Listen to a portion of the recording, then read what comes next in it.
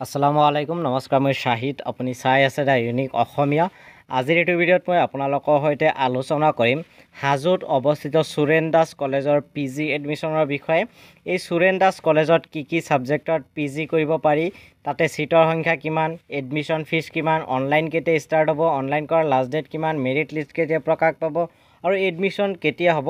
এই গোটেই ইনফৰমেশন বিলাক আজিৰ এই ভিডিঅ'ত মই আপোনালোকক দিবলৈ চেষ্টা কৰিম গতিকে ভিডিঅ'ৰ মাজলৈ সবিশেষ আগবাঢ়ি যোৱাৰ আগতে মই আপোনালোকক অনুৰোধ জনাম যদি আপোনালোকে এতিয়ালৈকে মোৰ চেনেলটো সাবস্ক্ৰাইব কৰা নাই তেতিয়াহ'লে এতিয়া মোৰ চেনেলটো সাবস্ক্ৰাইব কৰি দিয়ক যাতে মই আগলৈ এনেকুৱা ধৰণৰ ভিডিঅ' আপলোড কৰাৰ লগে লগে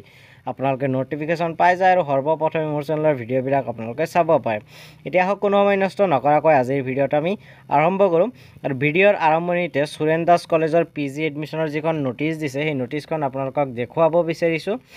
ইয়াতে লিখিছে চাওক এডমিশন নোটিছ পিজি সেশন 2024-25 আৰু সুৰেন দাস কলেজ হাজোৰ পৰা এখন দিয়া হৈছে সো এইখনত কি লিখিছে অকমান চাই লোৱা হওক ইয়াতে কৈছে Online applications are invited from the candidates who appeared in the PG entrance test 2024 conducted by Guwahati University for admission into PG program. অৰ্থাৎ যিসকল ছাত্ৰ-ছাত্ৰীয়ে গুৱাহাটী বিশ্ববিদ্যালয়ৰ পিজি এন্ট্ৰেন্স এক্সামত বহিছিল সেই সকল ছাত্ৰ-ছাত্ৰীয়ে সুৰেন দাস কলেজত পিজিৰ কাৰণে এপ্লাই কৰিব পাৰে ইয়াতে কি কোৰ্স আছে সেইখিনি চাওক ইয়াতে এটা মাত্ৰ কোৰ্স আছে হেখন পিজি পলিটিক্যাল সায়েন্স অৰ্থাৎ পলিটিক্যাল সায়েন্সত ইয়াত এমএ কৰিব পাৰিব লগতে এই পলিটিক্যাল সায়েন্সৰ এমএ কোৰ্সটো সেলফ ফাইনান্স কোৰ্স হয় ইয়াতে আপোনালোকে দেখা পাইছে আপোনালোকে ইয়াতে সেলফ ফাইনান্স কোৰ্স বুলি লিখা আছে সো এই সেলফ ফাইনান্স কোৰ্স মানে হল যিবিলাক কোৰ্স আপুনি টকাৰে পঢ়িব লাগে অৰ্থাৎ তাতে কোনো ফ্ৰী এডমিশন নাপাব আপোনাৰ যদি বিপিএল কাৰ্ড আছে বা ইনকাম সাৰ্টিফিকেট আছে তথাপি আপুনি ইয়াতে ফ্ৰী এডমিশন নাপায় তাৰ পিছত ইয়াতে কৈছে যে এই পলিটিক্যাল সায়েন্সৰ মাস্টাৰ ডিগ্ৰী টোটাল সিট আছে 30টা আৰু অনলাইন এপ্লাই ষ্টাৰ্ট আৰম্ভ আজি হৈ গৈছে অৰ্থাৎ 1 আগষ্ট তাৰিখে আৰম্ভ হৈছে অনলাইন কৰাৰ লাষ্ট ডেট হল 8 আগষ্ট অৰ্থাৎ আগষ্টৰ 8 তাৰিখৰ লাষ্ট ডেট আৰু মেৰিট লিষ্টটো প্ৰকাশ পাব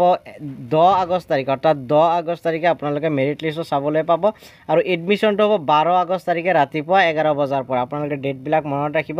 টোটাল সিট আছে 30টা অনলাইন এপ্লাই ষ্টাৰ্ট হৈছে 1 আগষ্ট তাৰিখে অনলাইন কৰাৰ last date 8 August merit list প্ৰকাশ পাব 10th of আগষ্ট আৰু ডেট অফ এডমিশন 12 আগষ্ট তাৰ পিছত কি লিখিছে ইয়াতে চাওক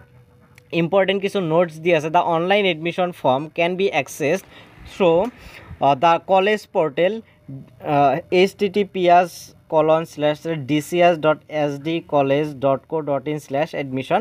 এইটো পোৰ্টেলৰ জৰিয়তে আপোনালোকে ফৰ্ম ফিলআপ কৰিব পাৰিব বা ডেসক্ৰিপচন বক্সত আপোনালোকে লিংকটো পাই যাব